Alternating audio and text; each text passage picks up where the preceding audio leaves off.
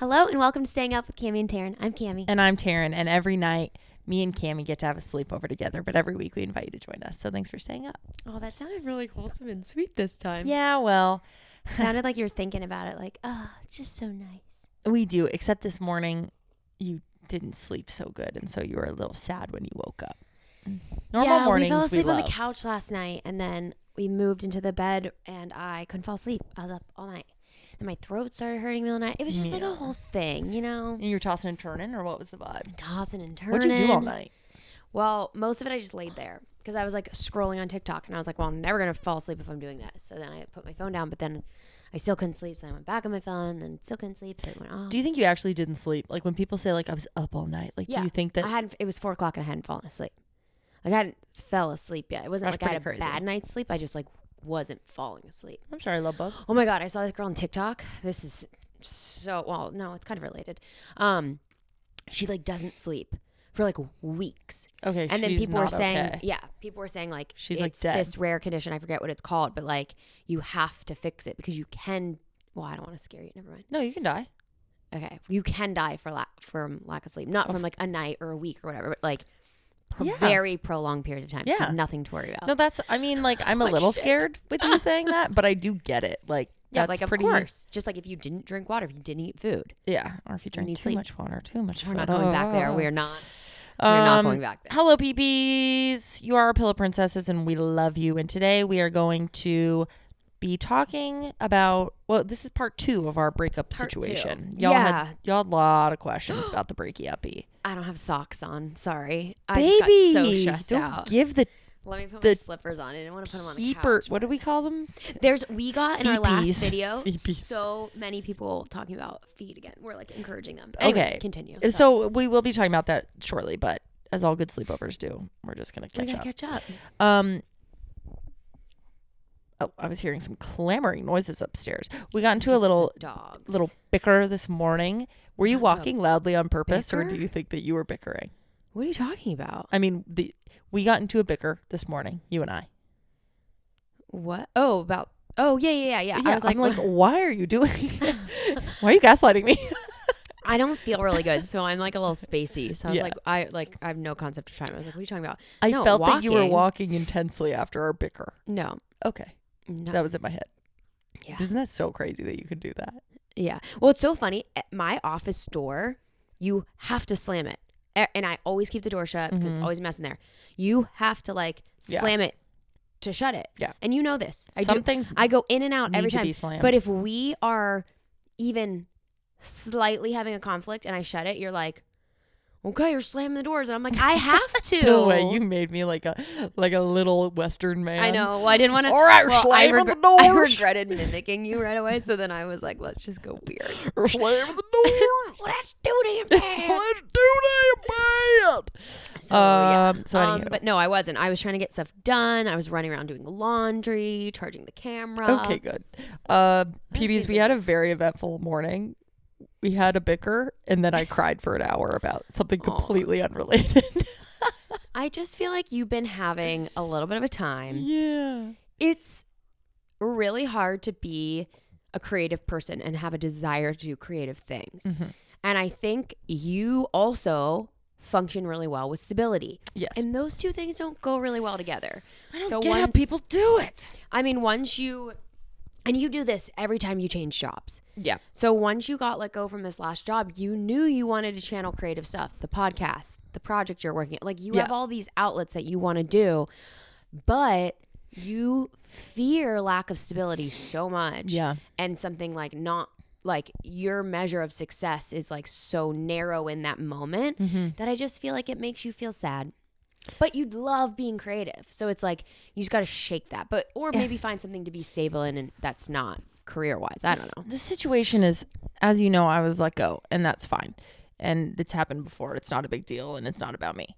And that makes me feel better. However, I need to put my energy somewhere, and it's fucking Christmas. I don't want to be job searching. I want to sit on the couch and build a Lego. I think that's the other problem. And I want you want to to put your like I want to no be one wants cozy. to do anything right now. I wanna be- No one wants to like be productive. And this whole job market is not our fault. No. This is the economy's fault. Yes. I don't know who's that, but it's someone else's fault that it got this big and it's all crazy. And now everything's recorrecting and it's a mess. It's a mess. And now I have to be sad. And I don't want to be sad, okay? Yeah. And I know that there are much bigger problems going on in the world, but I'm just feeling like every Doesn't day diminish your very real problems too. every day I look around and I go, what am I doing right now? What am I fucking doing? You love productivity. And I also think another big contribution to this, even though you're a very creative person, you have spent your entire adult life consistently at companies where there are tangible deadlines and goals and ways to measure productivity and success. Yeah. And when you're just focusing on creative things, it's just so not linear. Things go forward, things go backwards. Things do really well one day, they're horrible the next. Like, it's just not that kind of momentum. But then you also are craving that. So I think you need to get to the bottom of, is that who I am? Is that what I need to feel good and balanced? I don't know. Or is it something that I need to work through and let go of?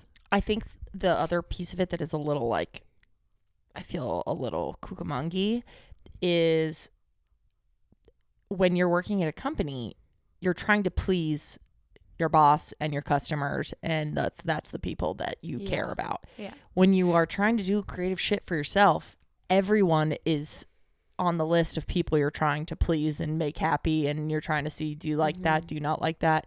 And anything can be read as anything. Yeah. And I'm so used to being able to be like, hello, boss, did you like what I did? Or what did the numbers? Whoa. What do the numbers say? Yeah. And to not There's have to easy care. measures of success. And now I'm like looking at every fucking thing I say or do or whatever. And I'm like, do you like that? Do I like that? What do we all like? Do the dogs like that? And I'm feeling exhausted, and I feel like I want to be cozy, and I don't want to be thinking about my next chapter in life. And I'm feeling like I kind of have to, and I don't want to. And that is where Taryn Candace Arnold feels stressed, and Taryn Candace Arnold Scott feels stressed and cucamonga, and I don't like feeling like the ground is water, and that is how it feels. Yeah. Thank you so much.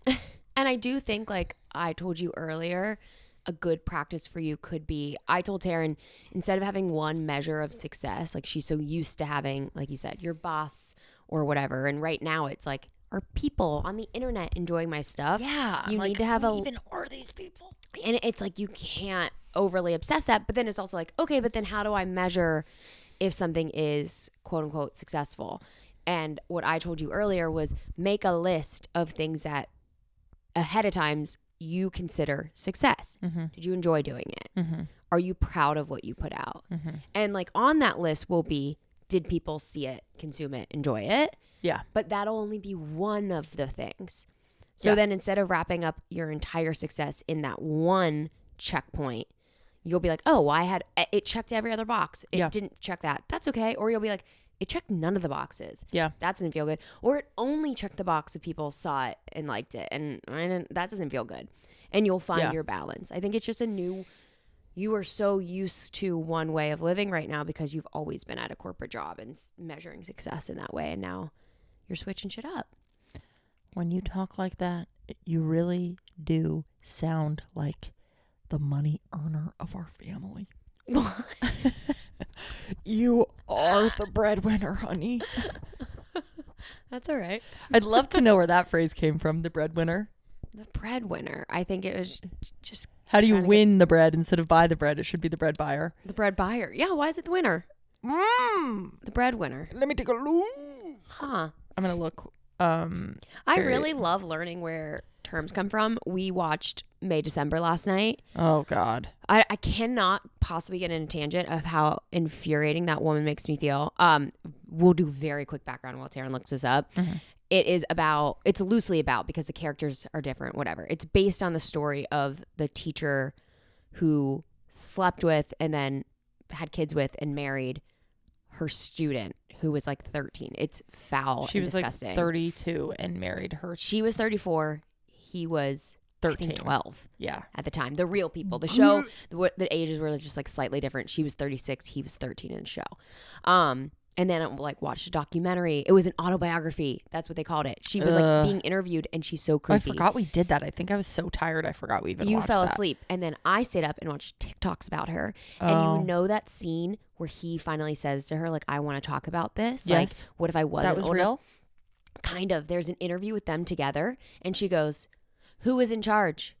Because in the show, she's like, who is the boss? Who is the boss? Yeah. In the interview, it's so uncomfortable. It's just them sat there being interviewed by a guy. And she goes, who is in charge? She says it like 10 times. And he's even going, this is uncomfortable. He's like, you were in charge. I was a fucking baby. You were an adult. You're all, and she's like, you pursued me. And it's like, he was 13. Oh my God. I can't possibly. But all of that to say, I did not know the term May December. And it is meaning like a large age gap relationship. May is the like younger person in it, December the adult. And no shade to a May December, but I think as it's long only as they're of age. I think it's like long. Oh yeah, I don't know if it. Yeah, I guess it is of age couples too.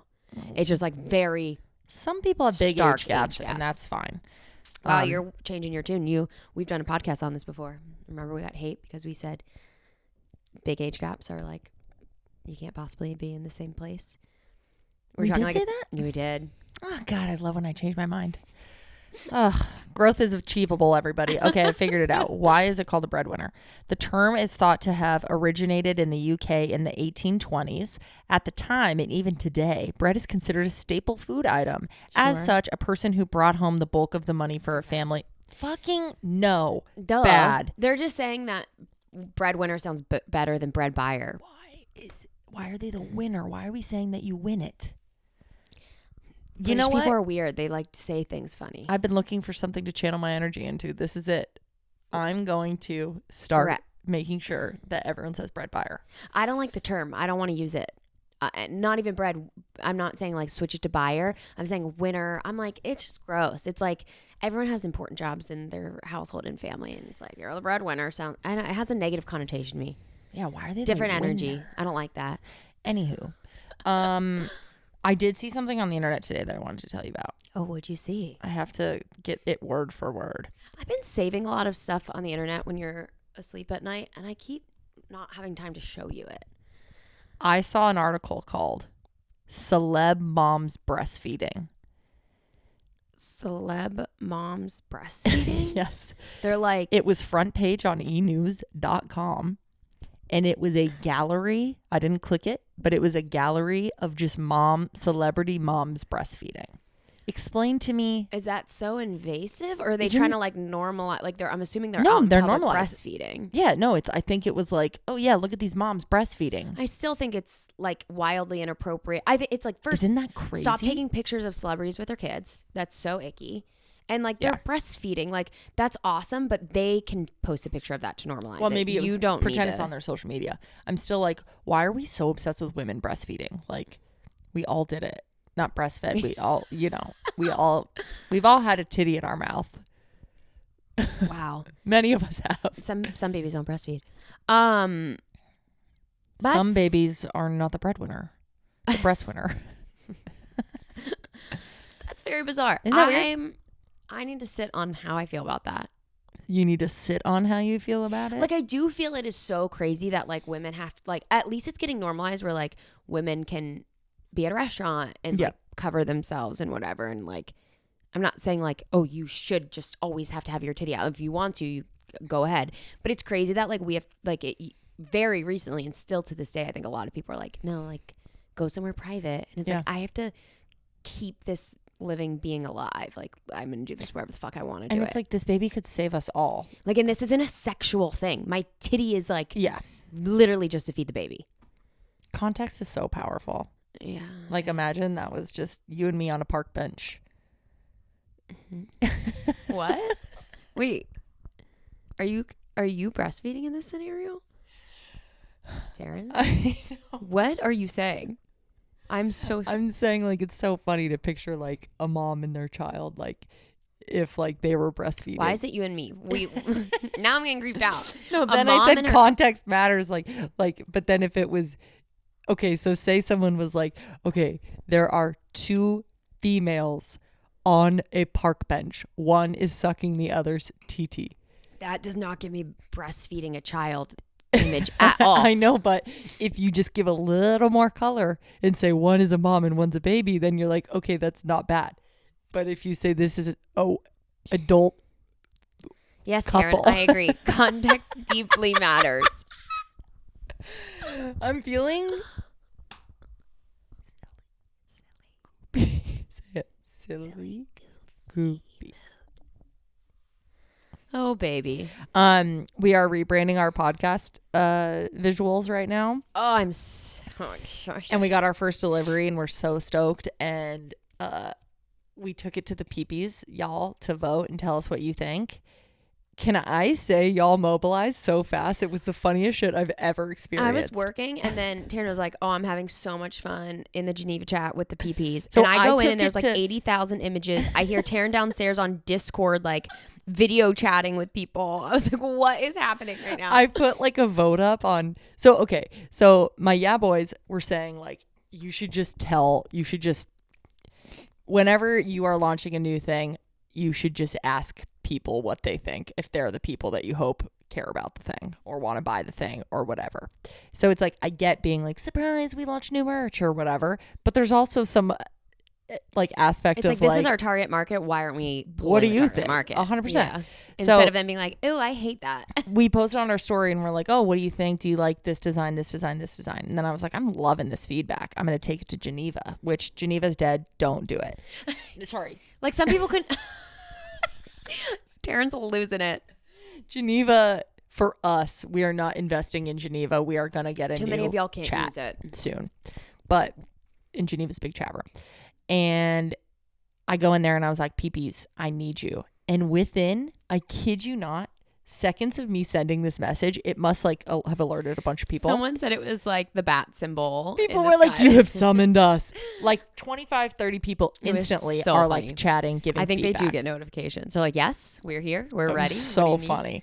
They had the app still loaded on their phone. And I was live editing shit and putting it in there and being like, what do y'all think? What do y'all think? Feedback was was so lovely. And then I was like, I want to be able for you guys to just watch my screen because I'm sick of taking screenshots, Yeah. putting it in, waiting for your feedback, whatever.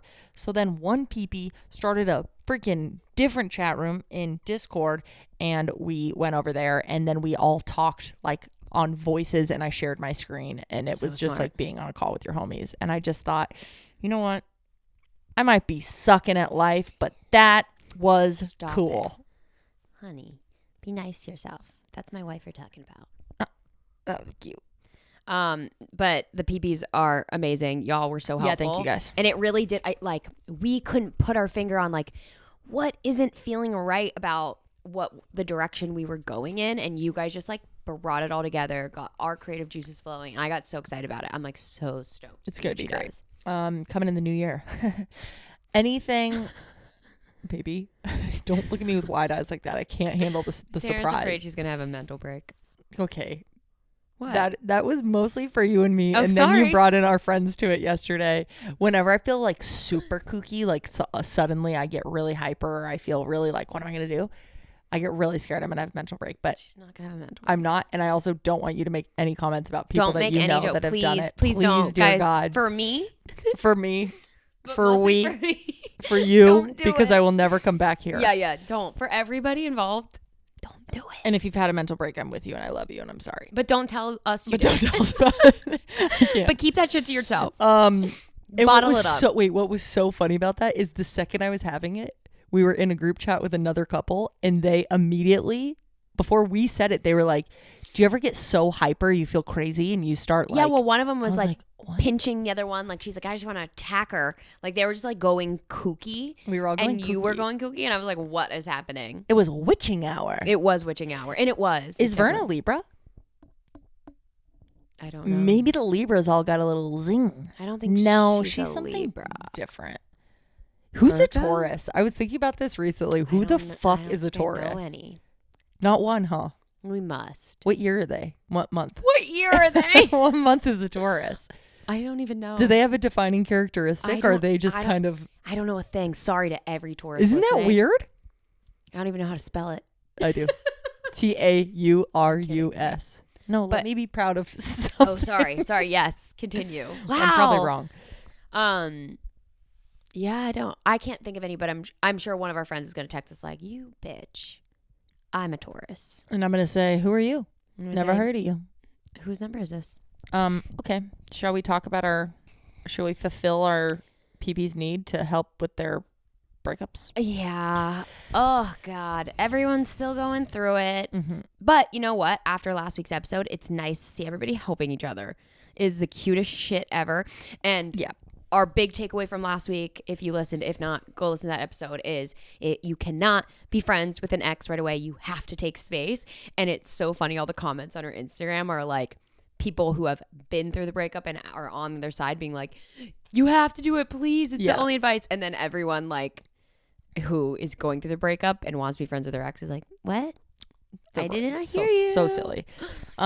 So last week's questions were like, we were saying kind of early breakup, going through the breakup currently vibes. Yeah. Today's questions that we got and stories that we got are more like getting closure and moving on. Yeah. Before we start, what do you think getting closure means? Or what does it mean to you? You know, there's a lot of closure questions here, so I wanted to just ground us there.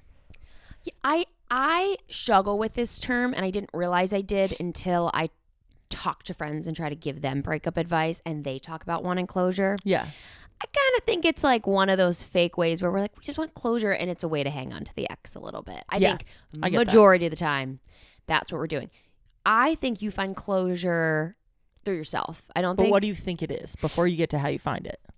I think it is... When people say, I need closure. I think closure is accepting a relationship for what it was and accepting that it has ended. Like, closing the book, closing that chapter. Yeah. Being able to move forward and know that that is done. That you're not trying to run back to it. Yeah. That you accept, at least in the state it was, will not be again. Yeah. That makes sense. That's what I think closure is. What do you think closure is? Yeah. The only thing I would add is like, it is an acceptance that it's over, but it's also an understanding of why it didn't work. Yeah. Like, I think when people are like, I just need closure, I need to talk to them one more time. It's like you have these questions of like what went on between us and why didn't it work? Yeah. But I was thinking about it, and it's actually so weird because there are so few things in life that you know exactly why they ended the way they ended or they happened the way they happened. Yeah. Like, and that realization might not come for decades even. Totally. Yeah. And I'm just like, it's so wild that we're all so obsessed, and we've all been there. We're all so obsessed with this, like, I need to close this book and I need to know exactly why it went this way, and then I will feel better. Like, have you seen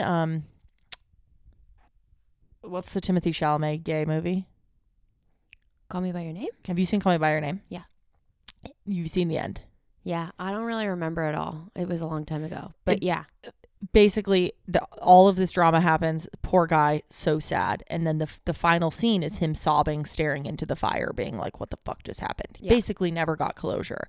And he's accepting, or as how I take it, he's accepting that this is just a piece of his life that has come and gone. But and I think that is closure. Like, someone may never speak to you again. Someone could, like, you could today be married to me. I could wake up tomorrow. You moved, you block my number. Your family won't talk to me, and I could never hear from you again. And that would be incredibly difficult. But I do believe you can get closure without the person. That's what I'm saying. Like, oh, totally. I don't think closure is like understanding where that person came from. It's you understanding why that relationship didn't serve you, or that. Whatever. Totally. Yes. My thing with, I keep wanting to call it 500 Days of Summer. Call Me By Your Name. And then 50 Shades of Grey. Call Me By Your Name. Is that I bawl my fucking eyes out to the end of that clip every single time. And it's because it's, to me, so fucking relatable. That feeling of like, I will never know 100% what just happened. Yeah. And it is still beautiful in its own little way. Yeah. And you just see him mourn it, and it's just beautiful to watch. And I think that when people are going through breakups for the first time, you don't really realize that that is a lot of what real closure looks like. Yeah. Which is just it's an acceptance that you don't have all the answers. And how could you? Because you don't have all the answers inside. You didn't get them from this other person. And no matter what they say to you, you're still going to have your little questions, whatever. Yeah. But like, you know that it is time to move forward. Yeah. And that like it ended. Yeah. And it's done. Yeah. I think most people so desperately want breakups to be like, the relationship ran its course. Yeah. We grew Clean. apart. And everyone says that that's the situation. I think whenever they say like, yeah, we're breaking up, whatever. But it's so rarely that. Yeah. I feel like so often there is one person who wants to keep trying, even if they know the relationship's not right. And it is so difficult to be in there. And it's like, I think that's in the moment harder to see like, how do I get closure when this isn't what I want? Because then you're wanting this person to be like, why is this not working? Why can this, can I not be your person? And it's like, then you mourn that and you like, whatever, act however to try to get over that. Yep. And then you reach a point and you realize like, oh, this is why this didn't work. Yeah. And I came to that conclusion without them needing to like spell it out for me. Totally. Because why it didn't work for them isn't why it didn't work for you too. So but, yeah, that's where everyone's at that we're coming at today. It's like the toughest place to be in. It's a really hard place, but we're going to try to help. Okay. You want to take turns reading each other's, reading some cues? Go ahead. Okay. I've changed these names. Rose. Here's where the girlies are at. Rose says, my ex-girlfriend and I broke up 1.5 years ago, and I still think about her/our memories at least once a day. We don't speak. She's not in my life in any capacity, yet I still think of her. Do you have any advice on how to not think about her so much, or what I should be doing so I don't think about her? Any thoughts? Ugh. Yeah, that's tough. I think to reiterate a little bit of advice we gave last week, the list of why this relationship doesn't serve you. And I know that can be harder if you weren't the person doing it, but it can still be incredibly helpful. There's always things to put on that list. Anything that you can think of that you didn't like about them, put it on the list. All their eyelids were weird. Whatever. Put it on. I hate the way they sneeze. It was too loud. Anything. Every once in a while, they smelled like a corn chip. You love that. I love when dogs smell like corn chip. I hate when people smell like corn chips. But yeah, it's like anything that can remind you of not so good times, because we love to romanticize.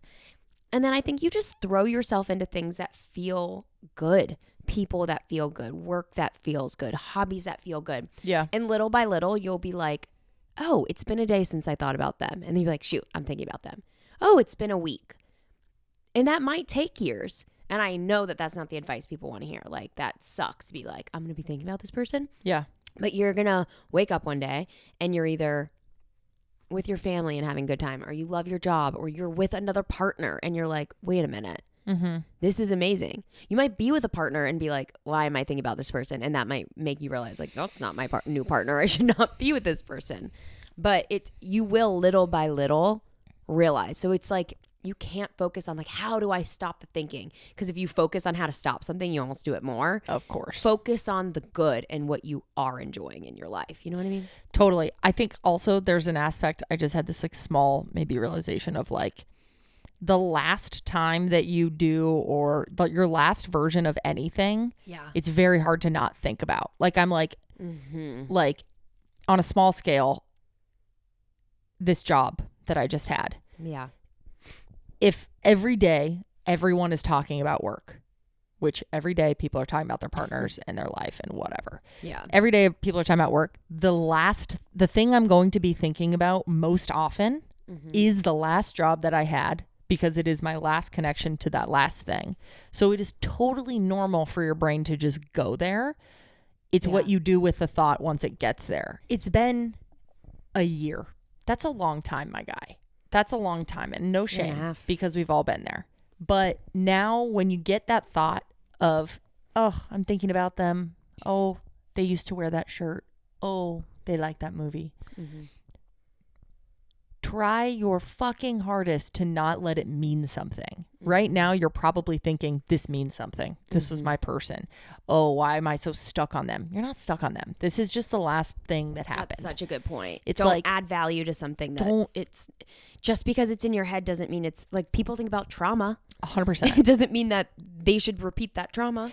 And sometimes after breakups, there's one girl that I hooked up with after a breakup. And so it was a rebound girl, whatever. She was awful. So terrible.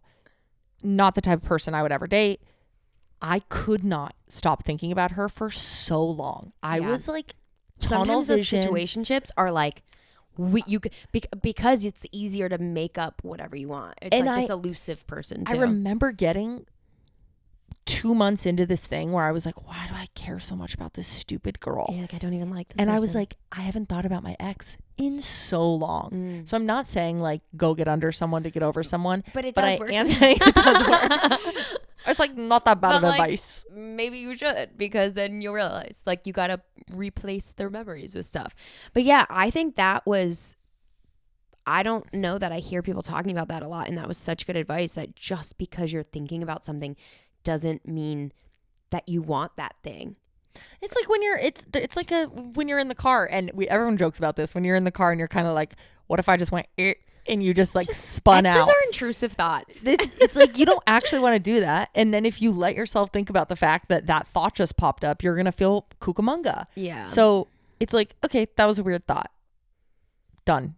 I'm going to focus on something else. Yeah. And obviously that is really hard when you first do it 1,000 times, but it will get easier because like your brain can build new pathways. That is like what it is best at. So it can do it, and and don't let yourself put more impetus on this than there needs to be, because it's just, we like to do that with exes and it's just silly. Or maybe like find what is triggering it. Is it like, oh God, this restaurant every time is making me think of my ex? It's like, make new memories there, or don't go to that restaurant. You know what I mean? Like, don't run from everything. Gouge your eyes out.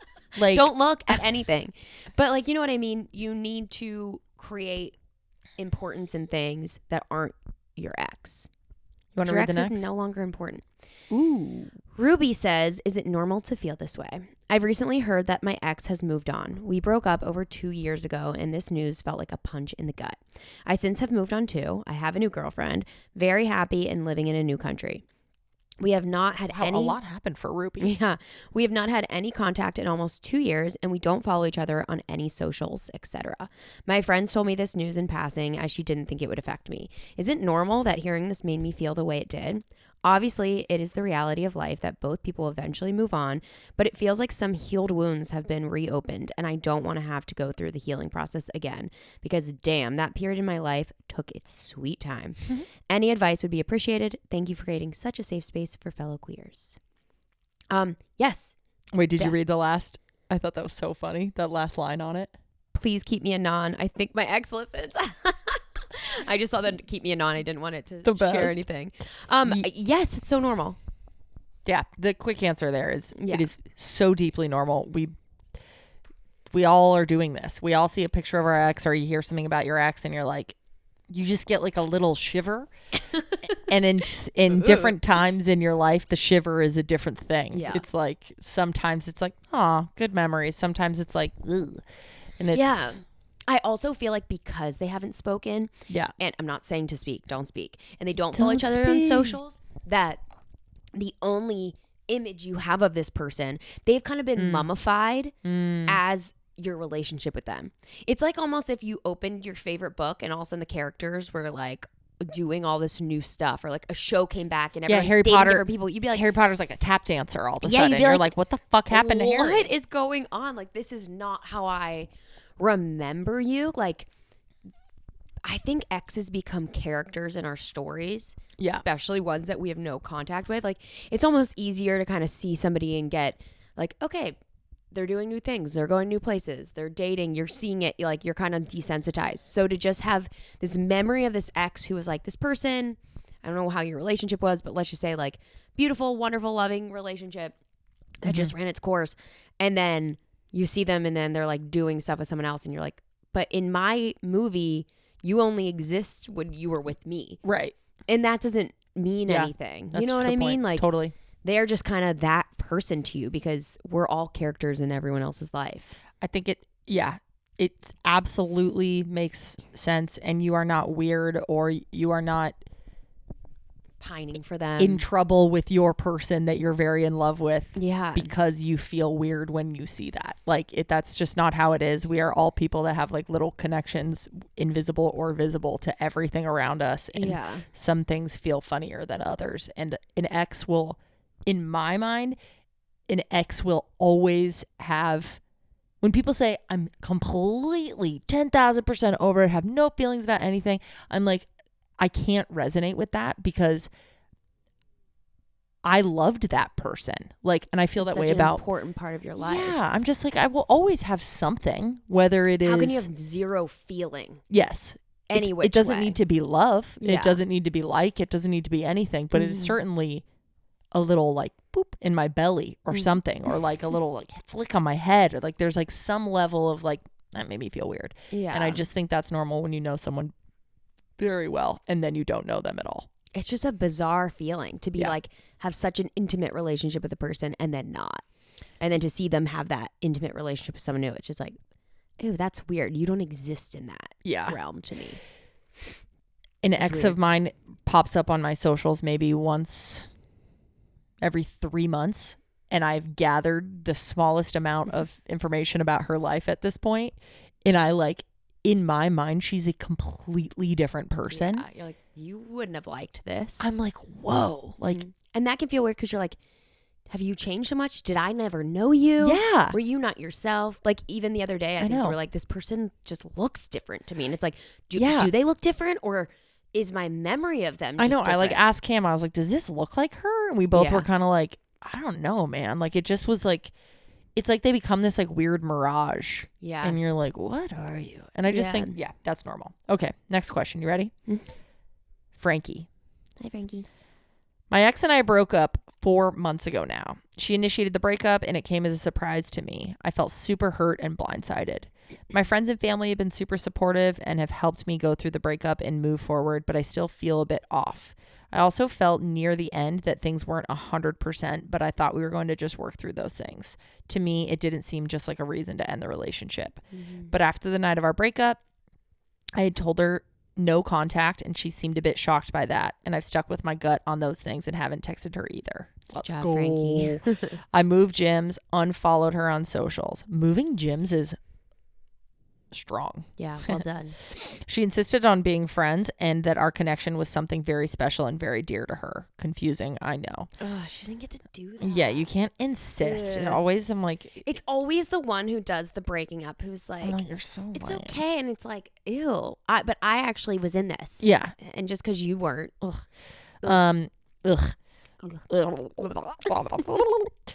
I set the boundary of not being friends, and then with all that time later realized the way she was acting after the breakup was pretty crappy and unfair for many reasons. Aww. Fast forward to now, I don't think about texting her because I know it wouldn't make me feel better, but I do miss her most days, and I still think about her a lot. I have no desire to get back together right now, but I feel like it's been hard to move on from things. I made the decision to be more intentional about being single, really focus on myself, and work through things that need to heal, even from before the relationship. It felt really good, but I'll feel like I'll never find an interest in someone that I did with her, like I did with her again. Especially that I felt the relationship wasn't over when we broke up. I've gone on dates, met new people, but nothing feels right, and it's all platonic to me. So that's why I made the decision to be single for a while and focus on myself. Any advice? I feel like on paper I'm doing all the right things, but part of me still misses her and wishes that we could talk things through and change and grow together. Delusional or hopeful? LOL. Oh, Frankie. Frankie, can the peeps just encircle you and let you know that you are absolutely doing all the right things? Yeah. You are not just on paper. Like, you really you're are. crushing it. And even your mindset is really beautiful. And I commend you, because it's really hard to act right after a breakup. It's like so normal to be chaotic and to do things that are unhealthy for you. And it just feels like, and when you're the one getting broken up with, it's like you kind of want to be toxic to yourself and like be like, oh, I couldn't move gyms, like I had to have to pay a fee. It's like, you can, but you want the excuse. So it's like, you're being so strong. Yeah, that is incredible. And it's only been 4 months. Yeah, I would say that to be worried that you are not going to find love again is very real, but very not right. I can't wait to get the email from Frankie being like, same. guys, I met someone. I'm so excited. Same. Like 4 months is really fresh. Like I'm happy you put yourself out there and went on dates, but it is fresh. It takes a little bit of time to mourn that and to be open to the right person. Like even if a really great person came along, I don't know that your heart is going to be ready yet, and that's okay. And I feel like when people make the single pack is when they find somebody to do, which is so funny. It's like when you stop looking, you find it. Yeah. So I don't know. I don't really have notes on what Frankie's doing. I kind of feel like that's really great. And I'm sorry. I'm sure that's not what you want to hear. You want to be like, this is where you're getting it wrong. Change this and you'll get there. Yeah. You just at the end say, any advice? I feel like on paper I'm doing all the right shit, but I still miss her. Wish we could talk things through and change and grow together. Delusional or hopeful. Yeah. I think it is really hard to not want to go back and be like, wait, but can you change now? Yeah. And I would challenge you to look at any time in that relationship when you had those conversations and if change had happened. And maybe if that wasn't the case, if there never was a conversation of like, this is the way you're hurting me, what do you think? Can we work on this? Or vice versa. Mm-hmm. Maybe you do have a legitimate reason to be like, maybe things could be different, which is not but you'd fun have to to think go about. into that conversation since Frankie was the one who got broken up with. Yeah. Knowing that they might not want that. Totally. But And it make doesn't peace really with sound that. like they're wanting to be back together with you, which I'm sorry. Like- But it's also like Frankie's not giving the idea that they want to. I don't know. I think it's very normal to have that feeling of like, in hindsight, once you're out of the relationship, you're like, wait, I bet if I fix this, this, and this, Yeah. I'd be a better partner. Right. And you know, if I do that, I bet they're fixing this, this, and this. Like, Yeah. I think when you're broken up with, you always go through that list of like, okay, you know what? Now I see what I did wrong and why I wasn't right for them, but now I'm going to be right for them. Yeah. And just like you can't be friends early on, same thing. If that's the case, then okay, go take your time. Like, yes, couples grow together, you work on stuff together, you change together. But if you've gotten to this point, take this time. Go focus on you. Go enjoy being single. Yeah. And yeah, maybe if you guys do work on yourselves, you might find your way back to your person. But I think it's not delusional thinking that could happen, but it's not healthy to have that be your goal. Have your goal making yourself happy. And if that leads you back to this person, trying. cool. I feel like you just keep doing what you're doing. Just keep giving yourself that effort. I feel like you're doing the right things. I know, like, I don't know. But yeah, I get that being stuck in the like, wait a minute, I can be better now. You can be better now. Like, and you can't really make them be better.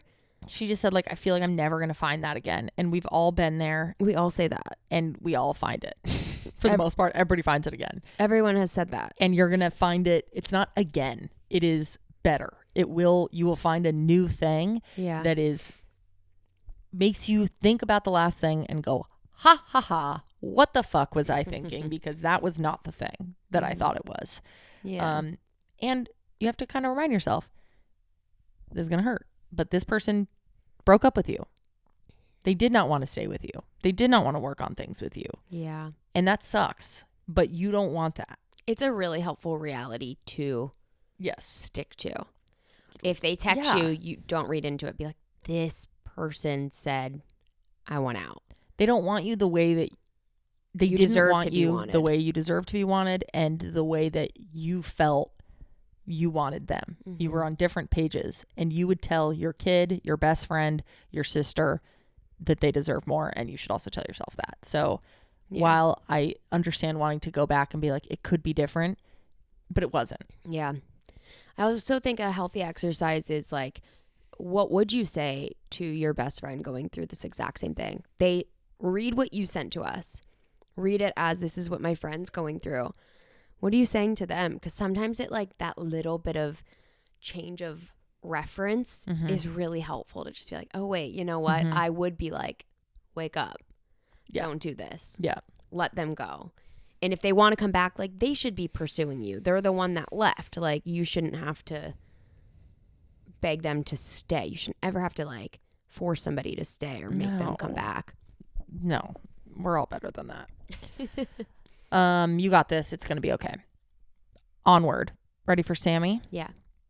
My wife cheated on me. Ugh. We were together for 6 years, married for 3. She was my high school sweetheart. I filed for divorce and we separated. We are currently no contact and I'm struggling so badly. We were in the process of IVF and had selected our donor a few weeks before she cheated. Oh my God. I know she made a decision to cheat, but I just keep finding myself in my head questioning how she could do that, especially while planning a family with me. Do you have any advice on moving forward to help fight the urge to reach out to her with all of my questions? I might be eating my words on every advice we gave, but I feel like this is a type of situation where she owes her 100% all of that explanation. Yes. You're married. You were together for 6 years. You picked a sperm donor. Like, we know how intense that is. Yeah, maybe I'm making it too personal because I'm like, that's where we're at in our lives. So I'm imagining you doing that to me. Like, my first instinct would be like, you're blocked. You'll never see me again. Like, I would go cold right away and just be like, I'm gone. Yeah. Like, you did that. You made your bed. Lie in it. You did that, girl. You cheated. You're never gonna fucking see me again, and I'm gonna make you regret it every fucking day for the rest of your life. Oh my God. I will never cheat on you. Like, I already wasn't gonna, but now I'm definitely not. That was scary. Good. Haunting. That was the plan. Did I say haunting? But yeah, I just feel like when you've made that level of commitment, divorce to me is different than a breakup. Oh my God, yeah. This is feel big like boy shit. They so desperately owe you everything. I would do it with a mediator, I think would be my recommendation. I would say a lawyer. We are, and you don't have to say like this is to get us back together. It could be, I want to go through this divorce in a respectful way. I would like to go to a therapist and talk about this and understand this. And I hope that you have enough love for me after what you even were able to do to me to give me this, and go to a therapist and help, because I think that will help you. And then would you do that? If I did that to you, would you want to go to therapy with me? I think I would. I would want to start my healing journey. Yeah. I think I would want to sit there and I would want to hear everything, but I know that I wouldn't have it in me to sit here one-on-one with you and hear that and not just like be emotional and not see it clearly. So I think having that therapist there would be so powerful and so helpful to be like, how are you planning IVF with me? How are you so committed to bringing life into this world? Dude, that is fucked up. Yeah. And then was it a one-time drunken thing? I'd want to know the difference between that, between long time affair. Like, I would want to know. I'm sure they know everything. Like, we don't know that they don't know. Like, that's also one thing. We don't know what Sammy knows, but we know that she cut it and just said, I'm not doing that, and filed for divorce, separated, whatever, which is fair. I think if you have that hard line that cheating is something I'm never coming back from, that I respect that and I appreciate that, and I think I would feel the same, but it's hard to know that until you're in it. Like, I just don't know how that I would feel about that in a marriage. But yeah, she wants to know, does she get it? How does she move forward and fight the urge to reach out with her questions? I don't know. I think this might be one to not fight that urge a little bit. Yeah, I think it's how you do it. I mean, if you know for sure you don't want to open that wound and we're not telling you to do it. If you truly don't want that, then I think I would go to a therapist and work through what those feelings are, how they're coming up, so they don't affect you in future relationships. But if you do have a desire to have questions answered, I think you have every right to have those questions answered. Same. I don't know. No, this is too big to let that slip. Yeah. This is just, I don't know. Sorry, bud. I feel like in other relationships, when they just end and it's just like one person wasn't feeling it as much, that's one thing. But when someone does something like this and you're that committed to each other, obviously you can find closure and move on without those answers, but I think it'll be a whole hell of a lot easier with them. Maybe. Yeah. That made me think, actually. Maybe not. I don't think closure is the thing that gives you. To me, getting answers from her in this scenario isn't about like, help me move on. it would be help me. I don't know. It's more like help me understand how you just blew up our life vibes, which I guess is closure. How do you understand that without, I mean, I don't know. I guess it depends what the goal is. But bottom line, if you don't want to talk to your ex, then you need to focus on the fact that this is nothing to do with you. Nothing to do with you. You did nothing wrong. There's nothing you could have done to prevent this. Yeah. I think that's when people get cheated on, they become very obsessed with not being cheated on. Yeah. And there's nothing you can do. There's no amount of times you can look through someone's phone or be controlling over who they hang out with or what they do. If somebody's going to cheat, they're going to find a way. I thought you were going to say they're going to fucking cheat. I thought that's what you were gonna say. But like if they have to be stopped from cheating, if the only way someone's not cheating is because you make it difficult to cheat on them, that's not a relationship that you want either, you know? Dude, how'd she do this to you when you got your sperm donor? Oh, I'm sorry, my guy. I think I'm taking this one a little too personal. So I'm trying to check myself. Is my advice changing on this one because I'm putting myself in your shoes too much? And all the other stories I've been through, I have hindsight to be like, this is what I wish I would have told myself. And I'm like, I don't, and I hope I never have experience with this. And I'm trying, but I don't know. I feel like this is one of those times where asking for answers is fair. I agree. Maybe you don't do it maybe even like a letter, maybe even like I would appreciate these answers. Yeah, not a conversation, more like a send me a loom recording. Maybe, sure. Maybe you need to set some boundaries in place where you're able to get those answers, but not so much contact. I don't know. Both of us. 2 people with the same name that I've changed for, what's it called? Anonymity, reached out with the same exact question. And it was a name that I'd never heard for a girl. 2 people. Interesting. Wild. Okay. So we've changed We're all out here living the same lives. Change it to Dylan. Okay. This was both of the Dylans' question. Okay. Basically same stories. I've been navigating a challenging breakup that spanned most of my young adult life from 18 to 23. We even got engaged and ended up parting ways without much closure. I'm reaching out because now at 28, 5 years since, I still haven't found this closure. It affects me and I fear it's ruining any chance of something new.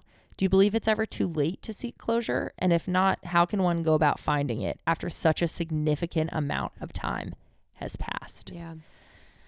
Not us closing out this episode with a little closure chat.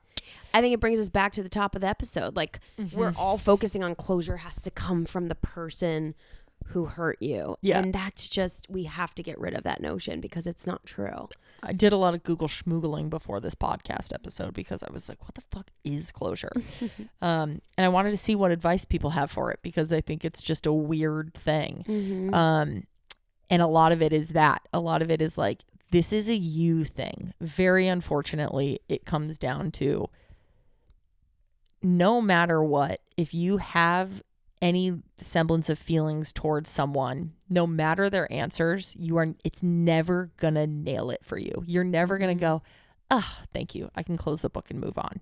Like, it's never gonna be perfect. Anyone felt that way? Like, oh, now I get it. No. Yeah. I've never, ever had a conversation after a relationship and been like, yep. Thank you. If you could name like the top 3 ways you've found closure, none of them would come from like, I called my ex up. I got my answers. Why did you hurt me? And they said this and this, and now I'm like, got it. Yeah. None of them would be that. No. Which is really interesting that we're all like, we need the closure. So what are the best ways that you've gotten closure? Let's end this epi with that. Like, top ways that you have found that you've been able to move on. Love that. Top one, which is not the best, and then there's definitely better techniques, is time. Yeah. One day you wake up and look back and you're like, what the fuck I was I liked up them? to? Yeah. The fuck was I doing? Yeah. Yeah, time's amazing. What do you got? One for me is like extracting learnings, which sounds very worky, but like that's one thing that's really useful for me in a breakup is like, what does this whole thing mean for me? Like when I look back at this relationship, what did I learn about myself? What did I learn about how I work with other people? Like finding something out of it, Mm-hmm. because the thing you wanted out of it, which was to stay together, is not the thing you're going to get out of it because it's over. How do you find something else to say, great, I will at least take some little nuggets and move not on. framing it as failure. Yeah. So it's like a reframe / gather learning situation. Yeah.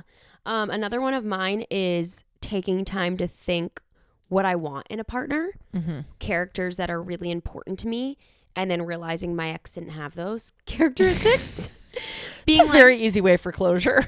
But it's so true. It's like sometimes once you love someone, it's very easy to look past things that are important to you because your emotions are in it at that point. And then you're like, no, I really wanted somebody who was driven and they weren't.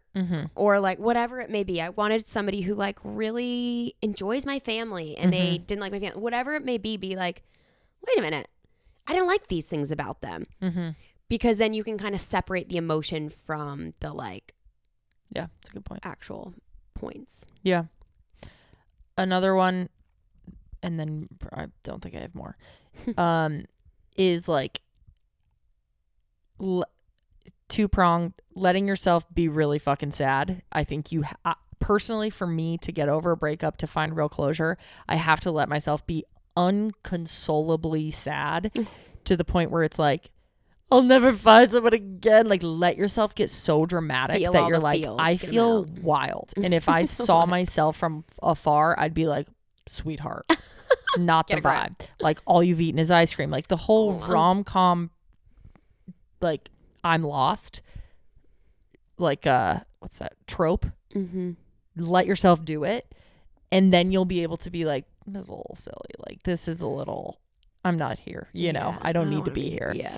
So there's like that side of it. And then I think the grieving and then like accepting some things you never have an answer to. And I just think we have to stop thinking that just because that breakups and relationships are the one thing that will have a clear thing for why it didn't work. Like, that's just not how stuff works. Yeah. Think about how, if you've ever drifted away from a friend, it's like, well, it was kind of this moment. Or it was kind of that, or partly that, and blah, blah, blah. Yeah. It's like, you can't always explain everything. And I think just giving yourself acceptance that like closure is not like a one-time thing. It's not like a moment in time. A lot of times it's just like a continuous thing where every month you get a new thought of why it didn't work. And it's like, oh, okay. Yeah. And then you stop thinking about it. Yeah, the door's like slowly creaking shut instead of slamming shut. Yeah. My last thing is like, stop romanticizing your ex, start romanticizing yourself. Whoa. Like I knew you'd like that. Put all that loving energy you're putting in like, you're kind of just forgetting all the bad about your ex and only focusing on the good. Do that to yourself, because I think a lot of times when we can't get closure, it's because we're like, why wasn't I good enough? Yeah. Why wasn't I enough? And it's like, oh, you were. So you need to be so sure of yourself and so happy within yourself that their opinion stops mattering, I think is really helpful. This is helpful in all kinds of stuff. It's the advice I give when coming out. It makes it a lot easier to not care about other people's opinions when you are like steadfast in your convictions. So it's like, if there's always parts of ourselves that we don't like and don't enjoy. Work on those. Put your energy into yourself, and then you'll realize like you don't have enough energy to put into your ex and thinking about them and why it didn't work out. To bring it back to the top of the epi, it's like, don't wait for someone else to suck your teat. Suck your own teat. Wow. I don't know that that's possible. With big boob girlies it is. If I didn't have a tight bra on, I really could. I'll show you later. I'll freaking show you. I'm sure I could. Oh my God. Okay. I can't wait to see it. Holy shit. Peeps, we love you. New You're peeps. You're going to be on a park bench sucking your own teat. Local girl. On E! News. Local podcaster. If that's not what's next for me. You don't want it. I don't want it. All right. Well, on that note, let's give them closure on this episode. We love you guys so much. Sending you big hugs through your breakups. I know it feels heavy now, but I can't wait to see you on the other side of all of it. Yeah, my guys, it's going to get so much better. It does, and it will. And all fun and games over there. So don't worry. We love you guys. Bye. Love you.